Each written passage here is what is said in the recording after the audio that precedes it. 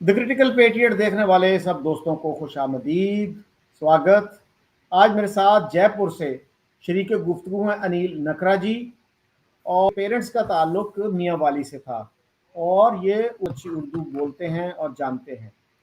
अच्छा अनिल जी, पाकिस्तान में जो डोमिनेंट नैरेटिव है उसके मुताबिक इंडिया के जो मुसलमान हैं वो बहुत पिसे हुए हैं, इकोनॉमिकली, सोशली, हर लिहाज से। और उन पर जुल्म के पहाड़ तोड़े जाते हैं, या कुछ लोग तो यहाँ तक भी कहते हैं कि उनका कत्लेआम हो रहा है। और ये आज की बात नहीं है, 1968 में जुल्फ़िकार अली भुट्टो साहब ने कहा था कि इंडिया में मुसलमानों को ख़त्म करने की कैंपेन जारी है। ए campaign of extermination is going on against the Muslims of India. हमारी एक मीडिया पर्सनैलिटी हैं औरिया मकबूल जान, और वो रिटायर्ड ब्यूरोक्रेट हैं। वो सच्चर कमेटी का बहुत जिक्र करते हैं कि सच्चर कमेटी ने ये साबित किया कि इंडिया में मुसलमानों की हालत जो है वो जो शेड्यूल्ड कास्ट्स हैं उनसे भी बदतर है, जिसको शूदर कहा जाता है। अब इंडिया में तो ये लफ्ज़ यूज़ नहीं होता, लेकिन उन्होंने इस तरह का लफ्ज़ यूज़ किया है। वो ये भी कहते हैं कि इंडिया इस वक्त वाहिद मुल्क है जहाँ पे गैटोज पाए जाते हैं। गैटोज जो थे, गंदे मोहल्लों को कहते हैं, बदबूदार मोहल्लों को जहाँ सहूलतें नहीं होती। और यूरोप में यहूदियों को गैटोज में रखा जाता था। तो उनका ये कहना है कि अब इंडिया सिर्फ एक मुल्क है जहाँ पे गैटोज पाए जाते हैं और इन गैटोज में मुसलमानों को रखा जाता है। तो मैंने जो थोड़ी सी रिसर्च की तो मुझे तो ये पता चला कि साउथ एशिया का रिचेस्ट मुस्लिम जो है वो ना बांग्लादेश में रहता है और ना वो पाकिस्तान में रहता है। उनका नाम अजीम प्रेम जी है, जो विप्रो के हेड हैं और जिनके बारे में कहा जाता है कि jar of IT revolution in India. और उनकी नेटवर्थ जो है वो 11 बिलियन डॉलर से ज़्यादा है। He is one of the most respected Indian businessman. तो आप क्या कहेंगे इसके जवाब में? जो सक्सेसफुल मुस्लिम्स हैं उनका पाकिस्तान में बहुत कम लोगों को पता होता है, जिनमें से एक अजीम प्रेम जी हैं, फिर डॉक्टर यूसुफ हमीद हैं, फिर एक यूसुफ अली हैं जिनका यूएई में बहुत काम है, बहुत स्टोर्स हैं उनके। और अब उन्होंने इंडिया में केरला में सबसे बड़ा जो शॉपिंग मॉल है वो उन्होंने बनाया है। लखनऊ में सबसे बड़ा शॉपिंग मॉल उनका है। और ये भी मैं बताता चलूं कि पाकिस्तान का जो रिचेस्ट मैन है वो मियां मनशा हैं और उनकी नेटवर्थ कहा जाता है 5 बिलियन डॉलर्स है, जबकि अजीम प्रेम जी की जो नेटवर्थ है वो 11 बिलियन से ऊपर है। तो आप कैसे देखते हैं इस आर्ग्यूमेंट को? आपने भी इस पे बड़ी रिसर्च की है। जी, बहुत शुक्रिया। सबसे पहले तो आप सबको मेरा आदाब, नमस्ते। अब मैं सीधा पॉइंट पे आऊंगा कि आपने अजीम प्रेम जी का नाम लिया, ये तो बिल्कुल ठीक है, इनको तो सब जानते हैं। अच्छा, अजीम प्रेम जी की जो वर्थ है वो भी आपने बता दी, और अनडाउटली इनकी जो इमेज है वो बहुत ज्यादा यहाँ अच्छी है, बिना किसी कोई कंट्रोवर्सी में भी नहीं है, कुछ नहीं है। और इनका जो ब्रांड है वो है विप्रो। आज आपको कुछ भी लेना होगा ना आईटी से या इससे, तो विप्रो ब्रांड जो है अमंग द टॉप है। कुछ ठीक है, कुछ फॉरेन ब्रांड ये भी है, इनका भी बाहर भी है, तो बिल्कुल है। इसके अलावा जो आपने बताया सिप्ला एक फार्मास्यूटिकल कंपनी है, सिप्ला के उसका भी आपने जिक्र कर दिया। मैं आपको थोड़ा थोड़ा बताऊंगा, फिर आपके गैटोज वाली बात पे भी आऊंगा। और आपने, मैं इसमें बीच में एक बात कह के फिर ही आ जाऊंगा, जो आपने बताया ना कि एक लखनऊ में भी मॉल खोला साउथ के एक ने, उसने। और लखनऊ में जो वो मॉल खोला और वो उसकी जो ओपनिंग है, हिंदी में उसको बोलते हैं उद्घाटन है, वो किसने किया था शायद आपको पता होगा। वो किया था जी वहां के चीफ मिनिस्टर योगी जी ने, जी जिसको पाकिस्तान तो अपना उनका पूरा दुश्मन समझता ही, यहाँ भी मुस्लिम उनके बारे में कोई बहुत अच्छी राय नहीं रखते। तो इसी से ही नैरेटिव जो है वो थोड़ा सा ठीक नहीं जाता कि भाई ये एंटी मुस्लिम है इंडिया, यहाँ ऐसा नहीं है। अब इसके उसमें मैं कहूंगा, एक आपने फार्मास्यूटिकल कंपनी का नाम लिया, वोकार्ड है, वोकार्ड लेबोरेटरीज, ये भी मुस्लिम की है। और ये जो है सिप्ला और वोकार्ड, ये टॉप 3-4 कंपनीज में इनका नाम है, क्वालिटी वाइज, सेल वाइज और पुराना। ये भी एक मुस्लिम की है, असद हबीबी इनका नाम है है ना, असद। और एक इसके अगर मैं बताऊं हमदर्द दवा खाना है, इसके जो ब्रांचेस शायद पाकिस्तान में भी है। ये भी यहाँ इंडिया में यूनानी की ब्रांच है पूरे इंडिया में। और यूनानी जो पद्धति है, जो पैथी है, उनको इन्होंने ही संभाल रखा है। नहीं, अब तक तो ये जो एलोपैथी, होम्योपैथी और इंडिया में जो आयुर्वेदा चल रहा है, उसके आगे तो अगर ये हमदर्द कंपनी नहीं होती तो ये कहीं हमारे इंडिया जो है, ये यूनानी पद्धति इंडिया में तो कम से कम खत्म हो जाती। और यूनानी की और भी है, क्या नाम है, एक तिब्बिया है और सब है, लेकिन हमदर्द बड़ी कंपनी, हम बड़ी कंपनी की बात कर रहे हैं। अनिल जी, मैं यहाँ बताता चलूं कि हमदर्द इंडिया के ओनर थे हमीद साहब, और हाँ, उनके हकीम। भाई जो थे, हाँ हकीम साहब, हाँ, उनके हकीम। भाई जो हैं हकीम सईद, वो पाकिस्तान चले गए थे। और सितम जरीफी देखिए कि पाकिस्तान में जो भाई गया वो कत्ल हो गया, और जो इंडिया में रहा he died of natural causes. और दोनों ने अपने अपने मुल्कों में हमदर्द यूनिवर्सिटियां भी कायम की और बड़े बड़े जो हैं ये दवाखाने भी कायम किए। मेडिकल यूनिवर्सिटीज भी है इनकी, हमदर्द मेडिकल, एमबीबीएस जहाँ होता है, एमबीबीएस और हायर स्टडीज, खाली खाली ऐसे कॉलेजेस वगैरह नहीं है। और एक जो आयुर्वेदा है, जिसको एक कंफ्यूजन इंडिया में भी रहता है, पाकिस्तान का तो मुझे मालूम नहीं है, कि आयुर्वेदा जो है वो हिंदुओं का है। जो यहाँ one of the biggest company जो है हिमालय वेलनेस, इसकी और भी ब्रांचेज हैं जो इंटरनेशनल लेवल पे, मल्टीनेशनल, उसके भी जो है वो ओनर है, वो मोहम्मद मैनाल है और एक यूसुफ है। और भी इनमें पार्टनर्स वगैरह है, लेकिन मेन यही है। और हिमालय का फेस वॉश जो है, हिमालय फेस वॉश जो आता है, नीम उसका आता है एस्पेक्ट का, वो वर्ल्ड का नंबर 1 सेलिंग ब्रांड है, हिमालय नीम फेस वॉश। वर्ल्ड का नंबर 1, वर्ल्ड का, not India and south Asia का। अच्छा, इसके अलावा अगर हम बात करें, अगर एंटरटेनमेंट, देखो सारे जो एरिया है वो मुस्लिम्स ने बिजनेस में कवर कर रखे हैं, और हिंदू मुस्लिम कहीं नहीं है। अगर एक कोई, जैसे हिमालय फेस वॉश को ही ले हम, अगर ये वर्ल्ड का नंबर 1 बन गया है, तो खाली मुसलमानों के खरीदने से तो बना नहीं है, इनको क्रिश्चियन भी खरीदते होंगे, हिंदू भी खरीदते होंगे। तो इसलिए ये है। तो ये मैं यहाँ ये कहना चाहूंगा कि ऐसा नहीं है कि यहाँ मुस्लिम के साथ इनजस्टिस या कुछ भेदभाव होता है। रेड चिल्ली है, एंटरटेनमेंट कंपनी है, ये शाहरुख खान की कंपनी है। इसके जो पीवीआर मॉल्स और इनके कई बिजनेस हैं, ये भी इंडिया की टॉप 20-30 कंपनीज में है। और शाहरुख खान को तो मेरे ख्याल से ऐसा कोई नहीं होगा जो नहीं जानता, चाहे बड़ा हो, चाहे इंडिया हो, चाहे पाकिस्तान हो, बांग्लादेश हो, न्यूयॉर्क हो। रियल एस्टेट में भी हैं ये, इरफान और रजाक वगैरह। शाहनाज हुसैन है जो ब्यूटी प्रोडक्ट्स बनाती है, ये भी इंटरनेशनल लेवल पे है। इनको इंडिया की गवर्नमेंट ने पद्म भूषण, पद्म विभूषण, जो यहाँ के अवार्ड्स है, सिविलियन अवार्ड, वो भी दिए हुए हैं। हेयर सैलून है, अब कहने को तो अगर सिंपल भाषा में कहे तो नाई है जी, कटिंग। जावेद हबीब के सैलून की पूरे इंडिया में बाहर भी एक पूरी चेन है, वो फ्रेंचाइजी देते हैं।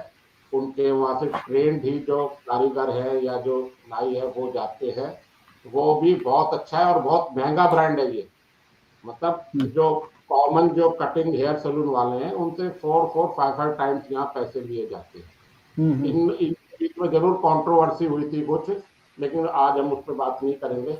एक तौसीफ मिर्जा है, टैनरीज होता है चमड़ा, उसका काम ये कानपुर में इनका है, और भी जगह वर्ल्ड में।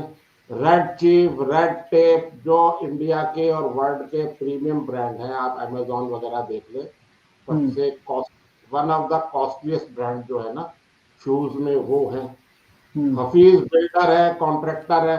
अच्छा, ये बॉम्बे साइड महाराष्ट्र में ज्यादा है हफीज बिल्डर वगैरह। तो वहाँ के जो बड़े बड़े बिल्डर्स हैं, वो कहते हैं कि इस बिल्डिंग का या इस फ्लैट का जो डिजाइन है वो हफीज बिल्डर एंड आर्किटेक्ट ने किया है। तो मतलब रेपुटेशन की मैं यहाँ बात कर रहा हूँ। अब एक हिंदू हिंदू जो मकान ले रहा है एक महंगा महंगा यहाँ, तो वो क्या कहेगा, नहीं नहीं ये तो हफीज का है ना, मैं नहीं लूंगा। वो ढूंढता है कि अगर हफीज ने इसका डिजाइन किया हुआ है तो मैं वो प्रेफरेंस में दूंगा, वो महंगा मिलता है।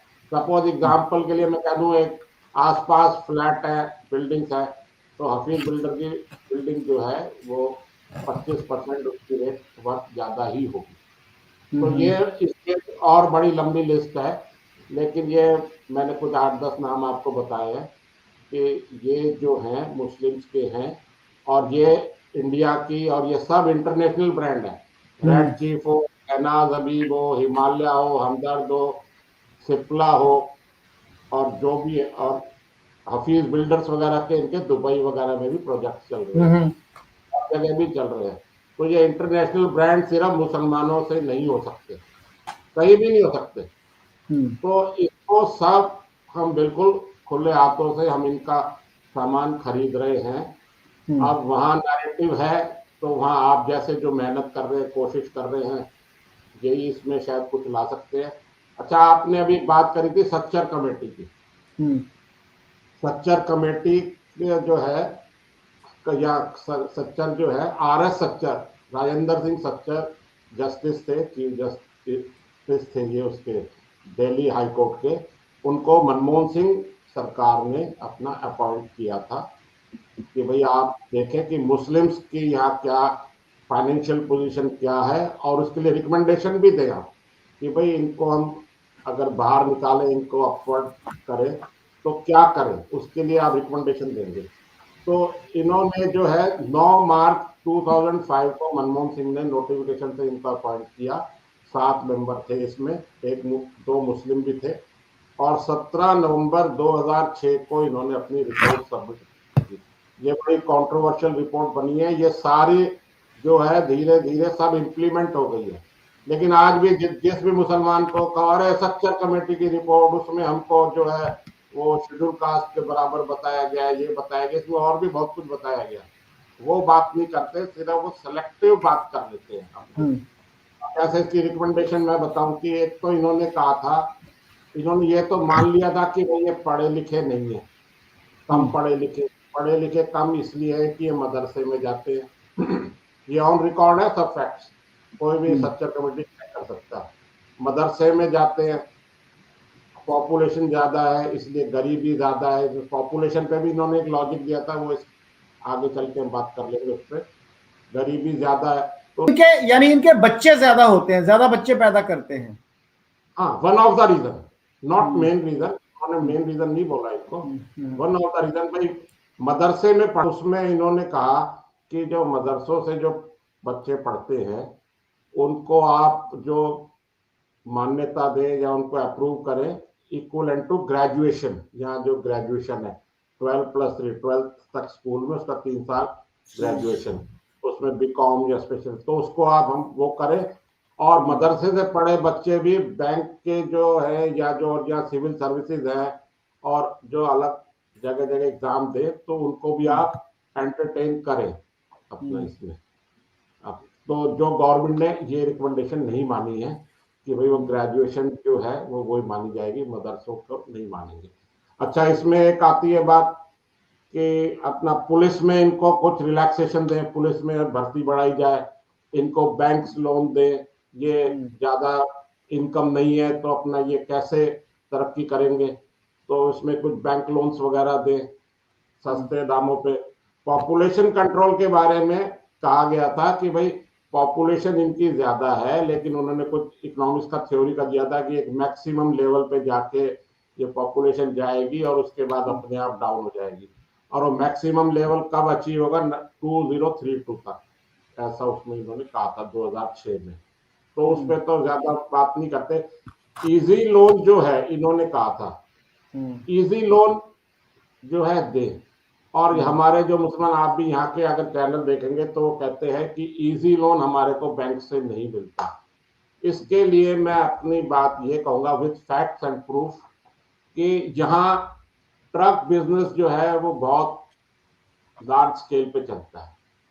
ट्रक्स का भी बिजनेस, लॉरीज वगैरह का जो ट्रांसपोर्टेशन के काम में आता है, ठीक है।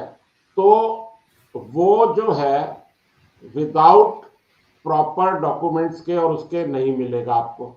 लाखों का लोन है इंडिया के हिसाब से, 40-50 लाख, 1 करोड़, 1.5-2 करोड़ अर्थ मूवर्स वगैरह ये सब जाते हैं। तो रिटर्न्स वगैरह यहाँ इनकम टैक्स का जो सिस्टम है वो 90% मुस्लिम जो है रिटर्न नहीं भरते हैं और सब एग्रीकल्चर बेस्ड ही दिखाते हैं। मैं खुद जिस एरिया में रहता हूँ, मेवात का एरिया है, मुस्लिम एरिया है, यहाँ तो 90% तक ट्रक का बिजनेस मोहम्मडन्स मुस्लिम्स के हाथ में है। तो उनको लोन मिल रहा है और 60%, अगर आप नहीं माने तो 0.1% मान लें कि कोई कैश में खरीदता है। 60% जो है वो ट्रक जो है या अर्थ मूवर है, जेसीबी है, क्रेन्स है, ये सब बैंक लोन से ही जाती है। और यहाँ सारे bank, HDFC bank, ICICI bank, जो यहाँ के बड़े बड़े बैंक हैं, कुछ स्पेशल, जैसे यहाँ 2 ट्रक कंपनियां हैं बड़ी, एक टाटा मोटर्स है जो ट्रक बनाती है और एक अशोक लीलैंड है। इन्होंने अपनी खुद ने फाइनेंस कंपनी खोल रखी है और भी कई कंपनी है प्राइवेट, वो लोन देती है, तो वो इनकम टैक्स रिटर्न नहीं मांगती हैं। और वो सिर्फ भाई आपके पास वर्थ कितनी है, इनके पास हमारे पास एग्रीकल्चर लैंड इतनी है उतनी है, वो भी कोई मॉर्गेज और गिरवी नहीं रख लेती है, वो सिर्फ उनकी वर्थ देखती है और गारंटर लेकर उनको लोन दे देती है। इसमें एक ये प्रॉब्लम भी आता होगा कि हमारे बहुत से जो उलमा हैं, रिलीजियस स्कॉलर्स हैं, वो ये कहते हैं कि बैंक से लोन लेना हराम है, यानी उसकी इजाज़त नहीं है इस्लाम में। और हमारे यहाँ जो है इस्लामिक बैंकिंग भी शुरू हुई है, उस पर भी मुफ्ती तकी उस्मानी ने बहुत इस पे काम किया है, लेकिन बहुत सारे स्कॉलर उन्हीं के सेक्ट के या फिरके के बहुत से मौलवी ये कहते हैं कि इस्लामिक बैंकिंग एक फ्रॉड है और ये सिर्फ टर्मिनोलॉजी चेंज की है, वर्ड्स चेंज किए हैं कुछ, बाकी जो है ना सिस्टम वही है जो कन्वेंशनल बैंकिंग का है। तो मेरे ख्याल में एक ये भी रुकावट हो सकती है कि मुसलमान जो हैं, हमारे यहाँ तो फतवे हैं बाकायदा बड़े बड़े मदरसों के कि बैंक की जो नौकरी है या इंश्योरेंस कंपनी की जो नौकरी है वो हराम है, और उनसे डील करना भी जाहिर है कि वो फिर इजाजत नहीं होगी। मैं आपकी बात ठीक है, इस्लामिक उसमें मैं भी थोड़ा बहुत इस्लाम को समझता हूँ और आप जैसों के शो देख देख के कुछ और भी समझा हूँ। यहाँ सरप्राइजिंगली वैसे यहाँ के जो मौलवी और मुल्ला जितने हैं, ये हाफिज वगैरह जितने भी हैं, ये सब फतवे जारी करते रहते हैं कि वॉशिंग मशीन में कपड़े मत धो, होटल में जाओ तो वॉशिंग मशीन में कपड़े मत धो, आप हिंदुओं के साथ कपड़े धुलेंगे आपके, और वो कोई केसरिया रंग का कपड़ा हुआ और कुछ हुआ, यहाँ तक इस लेवल पे तो वो जाके फतवे जारी करते हैं। लेकिन मैं पहले ऑटोमोबाइल डीलर ही था, मैं फाइनेंस से जुड़ा हुआ हूँ अभी भी, मैंने नहीं देखा, ना सुना, ना पढ़ा कि किसी भी मौलवी मुल्ले ने यहाँ कहा है कि लोन मत लो। और मैं आपको बता रहा हूँ ऑन रिकॉर्ड, मैं पर्सनली जानता हूँ, जयपुर में यहाँ पास में भरतपुर है, इधर है, ये जितने मुल्ले मौलवी हैं और जितने ये छागुन बाबा ये जब यूपी में जो पकड़े गए हैं, इनके जो अब डिटेल सर्च हो रही है, इनके खुद ने इन्होंने ट्रक खरीद रखे, फाइनेंस पे ले रखे, ये खुद ले रहे हैं, ये दूसरों को मना कैसे करेंगे, या खुद भी ले तो दूसरों को मना, ये यहाँ नहीं है, बकायदा सब सूद ब्याज इंटरेस्ट दे के लोन ले रहे हैं और ट्रक बिजनेस में 80% इनका ही कंट्रीब्यूशन है। उसका एक रीजन हिंदुओं का भी है, अब हमारे हिंदू जो है ज्यादा वो मेहनत का काम नहीं कर रहे हैं, उसका कारण है कि वो तो स्टडी कर रहे हैं, उनको यूएस जाना है, उनको गूगल में नौकरी करनी है, माइक्रोसॉफ्ट में करनी है, तो इसको मैं एक गलत भी मानता हूँ अपना, ठीक है ना, कि गलत भी मानता हूँ मैं। हमारा ध्यान तो, हमारे बच्चों का ध्यान तो सारा वही है, जर्मनी जाने में लग रहा है, और ये मेन काम कौन करेगा, ट्रक के बिना किसी भी कंट्री की इकोनॉमी नहीं चल सकती, ये आप भी जानते हैं। तो ये सब लोन लेके ही हो रहा है और लोन पे बकायदा ब्याज दिया जा रहा है, सूद दिया जा रहा है। तो ये नैरेटिव यहाँ आज आपके शो में ध्वस्त हो जाना चाहिए कि ये यहाँ इनको लोन नहीं मिलता।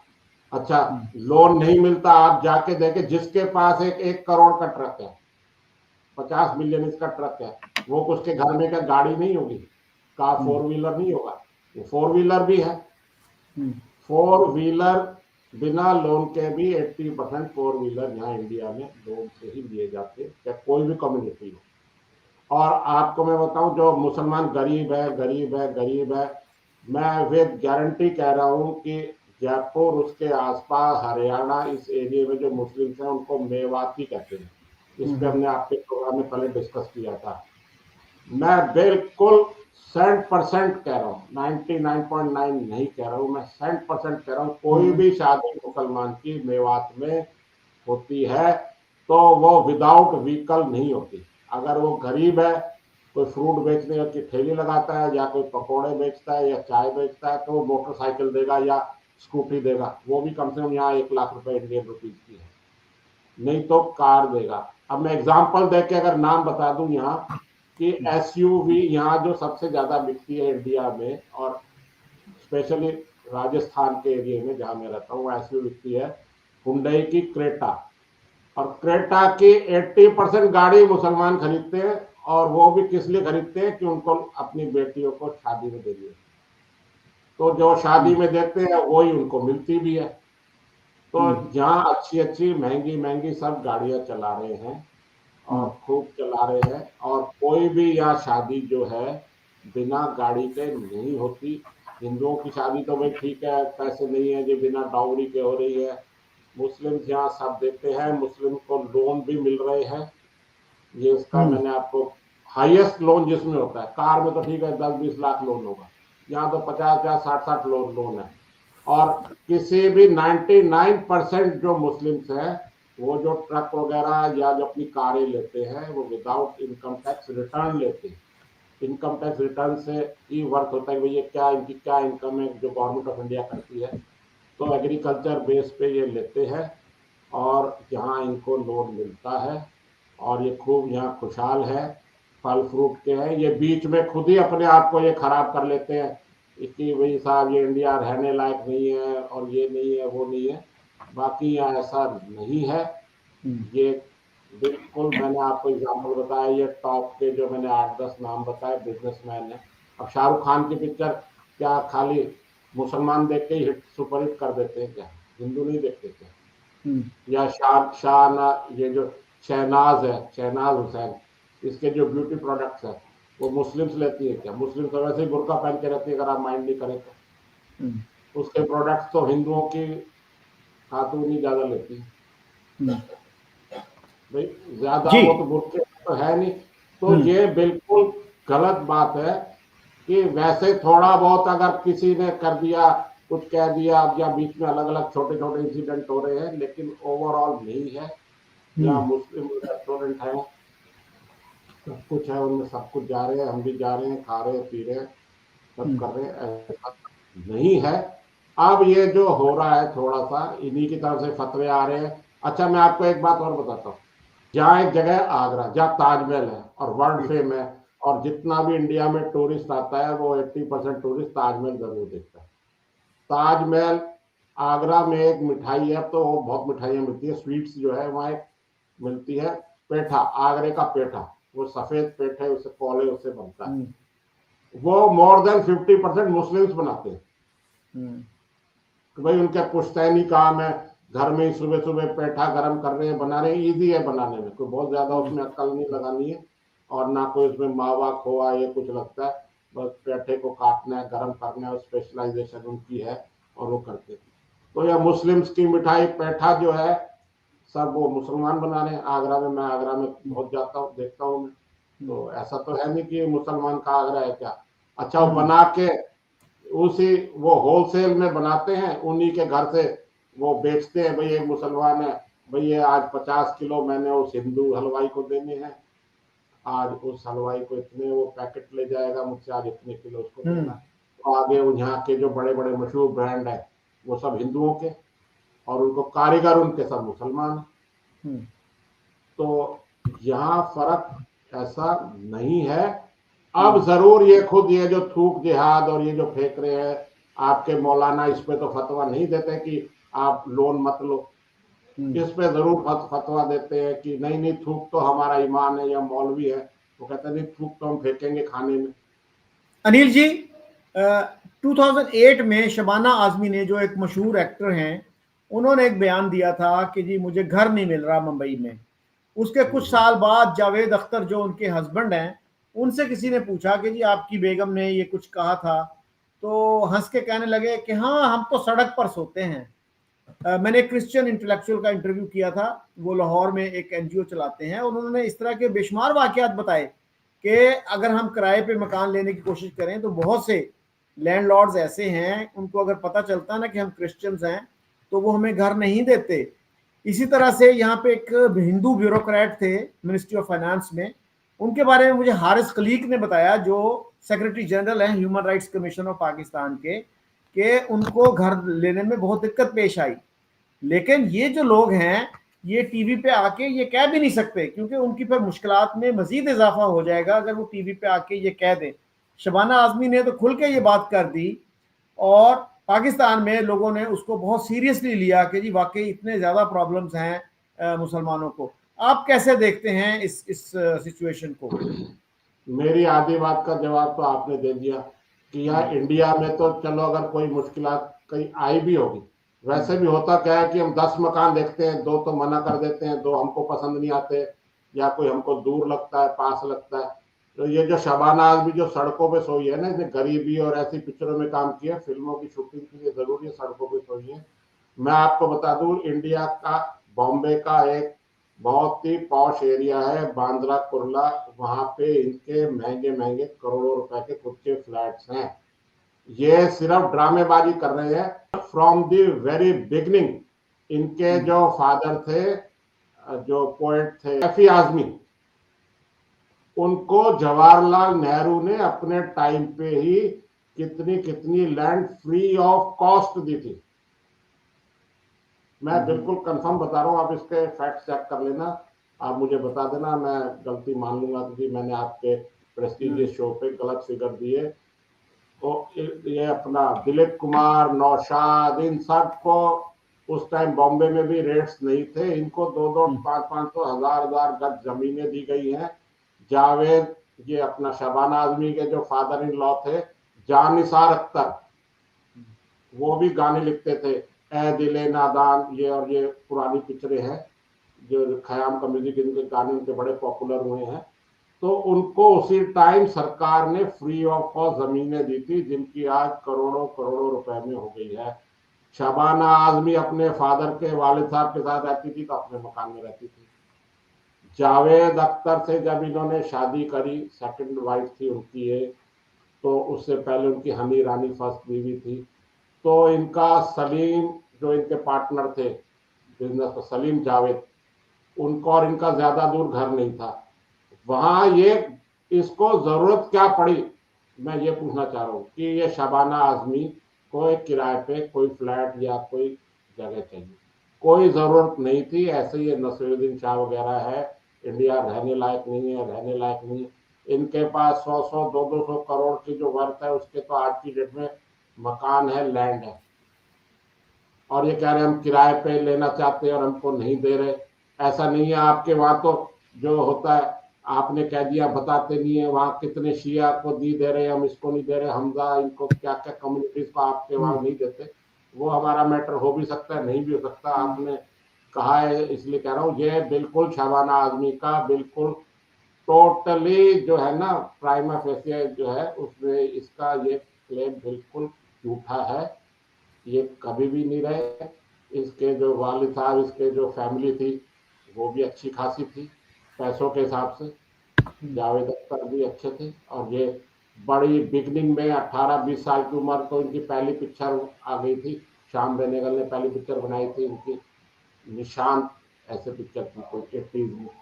तो ये गरीब रही कब कि इनको किराए के मकान की जरूरत होगी। पहले दिन से तो ये गाड़ी में जाती थी। अच्छा, अभी असरानी है जो हमारे कॉमेडियन थे, उनकी डेथ हुई है, वो भी फिल्म इंस्टीट्यूट के थे पूना के। अभी आप उनके पुरानी रिकॉर्डिंग उनकी सब निकाल निकाल के दोबारा दिखाई उनकी डेथ पे। शबाना आजमी को असरानी जो है वो सिखाते थे, टीचर थे, वो लेक्चरर थे वहां। उनको फिल्में नहीं मिली थी, शबाना आजमी को मिल गई थी। वो बोलता था कि मैं शबाना आजमी के घर जाता था तो घर घुसने नहीं देती थी फ्लैट में मुझे अपने। ये आप चेक करना इसको, मेरी बातों को। तो ये इनको गलत कह रहे हैं, मैं किराए पे मकान लेने गई और मुझे नहीं मिला। और शबाना आजमी को तो लोग कहेंगे जी आप तो हमारे यहाँ आओ और हम तो पैसे भी नहीं लेंगे आपसे, बस हमारे मिलने जुलने वाले आ जाए, उनसे आप फोटो खिंचवा लिया करना उनके साथ, या उस टाइम ऑटोग्राफ का रिवाज था, ऑटोग्राफ दे देना, ये सब गलत बात है। शबाना आजमी की पर्टिकुलर आपने नाम लेके कहा है, तो उनका तो केस जो है वो बिल्कुल फॉल्स है। अनिल जी, एक और आर्ग्यूमेंट जो पाकिस्तान में दिया जाता है, और मैं समझता हूं उसकी बुनियाद भी जो है बहुत से आर्ग्यूमेंट्स की तरह सेल्फ राइचियसनेस पे है, यानी हम जो है मॉरली सुपीरियर हैं और इंडिया वाले जो हैं वो मॉरली इंफीरियर हैं। और उसमें यह कहा जाता है कि जी इंडिया में कौ प्रोटेक्शन के नाम पे, कौ विजिलेंसी के नाम पे बेशुमार मुसलमानों को कत्ल किया गया है। तो जब मैंने कुछ फैक्ट्स एंड फिगर्स देखे पाकिस्तान में क्या सिचुएशन है, तो 2013 में सिर्फ बलूचिस्तान में सर 2 वाकयात हुए टेररिज्म के, जिनमें शियों को टारगेट किया गया। एक में 90 शियाज वर किल्ड और दूसरे में 84 शियाज वर किल्ड। और विजिलांती जो है, कौ विजिलांती के नाम पे पिछले 10 साल में जितने कत्ल हुए हैं, जितने जितने लोग मारे गए हैं, वो इन 2 वाकयात से बहुत कम हैं। तो आप कैसे देखते हैं इस सिचुएशन को? ये जो काव का मैटर है ना, पाकिस्तान नहीं, इंडिया में जो हमारे यहाँ चैंपियन है असदुद्दीन ओवैसी, ये हर मसले में, अपने हर तकरीर में, हर इलेक्शन स्पीच में ये बात बोलते हैं। एक दो वाकयात छोटे मोटे हुए हैं और जो पकड़े भी गए हैं, ऐसा कुछ नहीं है।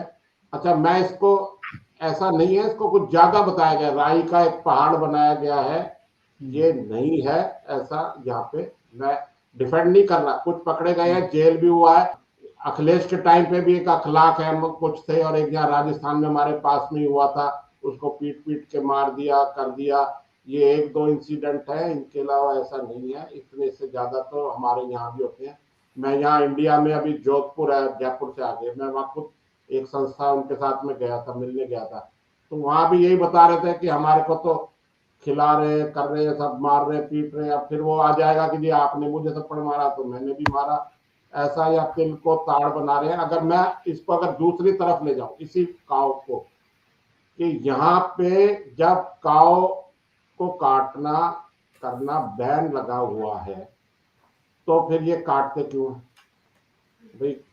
अच्छा, यहाँ कई मौलवी आते हैं, कई मैंने देखा है, वो बोलते हैं कि हमारे इस्लाम में गाय का मीट, जिसको बीफ बोलते हैं, वो खाना कोई कंपलसरी नहीं है, लेकिन हम इसलिए खाते हैं कि इससे हिंदू चिढ़ते हैं। वही आप जो कह रहे हैं कि हमें अपने आप को, मुस्लिम को सुपीरियर बताना है, कि हम चिढ़ते हैं। और आज की डेट में यहाँ कोई आप इस्लाम में दावत देते हैं और वो कोई आ जाता है इस्लाम में, तो ठीक है, आप वो कलमा पढ़वाएंगे, खतना, ये वो सब ठीक है, यहाँ तक तो ठीक है। उसको कहते तू बीफ भी खा, ये कहीं है क्या किसी कुरान हदीस में? आप तो ज्यादा जानते हैं, कहीं लिखा हुआ है क्या? ये क्यों कंपलसरी करते? क्यों? बस वही बात है कि हम सुपीरियर है, तेरे को मुसलमान हो गया, अब तू गाय खा, गाय का मीट खा, बीफ खा। ये सब गलत इन्होंने खुद ही बना रखा है। इससे इनका, मुसलमानों का खुद नुकसान हो रहा है। अब ये जो सोशल मीडिया आ गया है, सब आ गया है, इससे अब कोई पर्देदारी नहीं रही, सारी बातें फैक्ट सब खुल जा जाती है। या मैं एक बात आपने पूछी नहीं पूछी, मैं अपनी तरफ से शॉर्ट में बता देता हूँ कि कितने ही यहाँ मुस्लिम्स वाले हैं, आपके पाकिस्तान में नहीं, इंडिया में भी है, जो कहते हैं गाय का मीट, यहाँ से गाय का भी एक्सपोर्ट होता है। हमारे यहाँ के जो कॉमर्स मिनिस्टर है, अभी उनका ये मैटर नहीं था, मेरे को नाम याद नहीं है, वो 2-3 times on record in writing parliament में बोल चुके हैं कि गाँव का मीट हमारे यहाँ से एक्सपोर्ट नहीं होता, 0.000% है। वो राइटिंग में दे चुके हैं। अगर उसको कोई चैलेंज करे, फिर साहब क्यों होता है, फिर हल्ला क्यों मच रहा है? का वो जो बुफेलो है, जो आप उसकी स्पेलिंग मुझे बता सकते, बुफेलो क्या बोलते हैं? बफलो, उसका मीट के आगे भी बीफ लगता है, इसलिए कंफ्यूजन होता है कि हिंदुओं की फैक्ट्री लग रही है, वो गाय को काट रहे हैं, बेच रहे हैं। गाय का कोई भी मीट बीफ इंडिया से एक्सपोर्ट नहीं होता, दूसरे जानवरों का होता है, गाय का मीट नहीं होता। ये मैं कंफर्म बता रहा हूँ on behalf of government of India, जिन्होंने जवाब दिया है पार्लियामेंट में इन राइटिंग में देना। एक आपने और मैंने बात कर ली, वैसे तो ठीक है, ये भी रिकॉर्ड हो जाएगी, और एक साइन करके देना, इसमें बहुत फर्क है। जी। और मेरी नकरा जी एक दोस्त से बात हो रही थी, तो मैंने उनसे यही कहा कि अगर आप किसी के रिलीजियस सेंटिमेंट्स का ख्याल रखेंगे तो वो आपके रिलीजियस सेंटिमेंट्स का ख्याल रखेगा। और इसी वजह से आपको पता है कि सर सैयद अहमद खान ने अपने कॉलेज में, अपने कैंपस में बैन लगाया हुआ था कॉ स्लॉटर पे, और वहां पे बीफ जो है, cow meat was not served in the hostels. तो ये जो है, और सर सैयद आपको पता है कि पाकिस्तान के 3 बड़े हीरोज हैं हमारी जो टेक्स्ट बुक्स के मुताबिक, जिन्ना, इकबाल और सर सैयद अहमद खान। अगरचे मौलवी लोग सर सैयद अहमद खान को इतना पसंद नहीं करते, लेकिन हमारी स्टेट जो है वो उनको एक अनडिस्प्यूटेड हीरो समझती है। तो सर सैयद अहमद खान ने बाकायदा इस पे बैन लगाया हुआ था अपने इदारे में, और उसकी स्पिरिट यही थी कि भाई अगर आप दूसरों के मजहबी जज्बात का ख्याल रखेंगे, वो आपके जज्बात का ख्याल रखेंगे। और सर मैं आखिर में एक वाकया आपको सुनाना चाहता हूँ। मेरे एक दोस्त हैं, वो कॉलेज के बाद अमेरिका चले गए थे, तो उनके बेटे को जो अमेरिका में पैदा हुआ, उसको विप्रो में जॉब मिल गई और बहुत अच्छी जॉब थी, कोई $1.5 लाख सालाना की। तो अब मसला ये आ रहा था कि इंडियन एम्बेसी या इंडियन कॉन्सुलेट जो था वो उसको वीजा नहीं दे रहा था, इसलिए कि उसके पेरेंट्स जो थे वो पाकिस्तान में पैदा हुए थे। तो अब ये जो साहब हैं, he is not very well dispose towards India, लेकिन उन्होंने बच्चे को ये नहीं कहा कि हमने विप्रो में जॉब नहीं करनी, कि विप्रो जो है एक दुश्मन मुल्क की कंपनी है या एक बहुत ही ईवल कंट्री की कंपनी है। तो वो पूरी कोशिश कर रहे थे कि किसी ना किसी तरह से बच्चे को वीजा मिल जाए, और उस वीजे का मकसद ये था कि इनिशियल जो ट्रेनिंग थी या उसको आप ओरिएंटेशन कह लीजिए, वो इंडिया में होनी थी। Job was based in the US, और विप्रो जो है बेशुमार मुल्कों में, वेस्टर्न कंट्रीज में लोगों को, मकामी लोगों को जॉब्स देती है। तो बहरहाल उनको जो है वीजा मिल गया लिमिटेड पीरियड का। अगर दो हफ्ते की ओरिएंटेशन थी तो 2 हफ्ते का वीजा मिला, जबकि जो उसके बाकी बैचमेट्स थे उनको लॉन्ग टर्म वीजाज मिले। बहरहाल this young man came very impressed, और वो जनाब बड़ी तारीफ कर रहा था अजीम प्रेम जी की कि बहुत अच्छे आदमी हैं, इतने नाइस आदमी हैं, he is not pretentious, he is not arrogant at all. मेरा पॉइंट ये है जी कि अगर इंडिया और पाकिस्तान के रिलेशन अच्छे हों तो पाकिस्तानी नौजवानों के लिए बेशुमार अपॉर्चुनिटीज जो हैं वो इंडियन कंपनीज में पैदा हो सकती हैं, और उनकी जो खास तौर पे आईटी स्किल्स जो हैं उसको बेहतर करने में उनका जो है इंडिया में जाना आना जो है वो बहुत मुफीद हो सकता है। तो एनी कंक्लूडिंग थॉट्स, कोई बात रह गई हो तो आप कीजिए। हाँ नहीं, वो हमने सब फाइनेंस वाली बात तो कर ली कि यहाँ मुस्लिम्स की पोजीशन जो है खराब नहीं है। अगर खराब उनकी है तो वैसे हिंदुओं की भी, पारसी की, सिख की, सबकी है। यहाँ मैं एक लास्ट में बात कह दूं, यहाँ टाटा की जो है, टाटा पारसी है, टाटा पारसी की पूरी टोटल जो इकोनॉमी है वो पाकिस्तान की इकोनॉमी से ज्यादा है। एक लाइन बात करता हूँ, इसको चेक करना। दूसरा जो आपने कही ना कि वीजा नहीं मिल रहा था, लास्ट में मैं कह के खत्म करूंगा। वीजा नहीं मिल रहा तो उनको ये भी बताना चाहिए कि भाई वीजा इसलिए नहीं मिलता कि यहाँ इसलिए बंद कर दिया कि हमारे जो आपने इतनी डिटेल बताया कि रिलेशन अच्छे नहीं है। जब पाकिस्तान से जो है यहाँ आ जाते हैं लोग, फिर वीजा खत्म हो जाता, जाते ही नहीं है। जाते जाते एक मैं आपको बात बता दूं, मुझे फिल्मों की बात है, मुझे शौक है। एक मम्मो पिक्चर आई थी, उसको किसने किया था, साफी है उन्होंने बनाई थी। उसमें फरीदा जलाल है, पाकिस्तान से इंडिया आती है, अब वीजा खत्म हो जाता है, उसको जाने नहीं देते, उसको पुलिस निकाल निकाल के ट्रेन में उठा के भगाती है, फिर आ जाती है।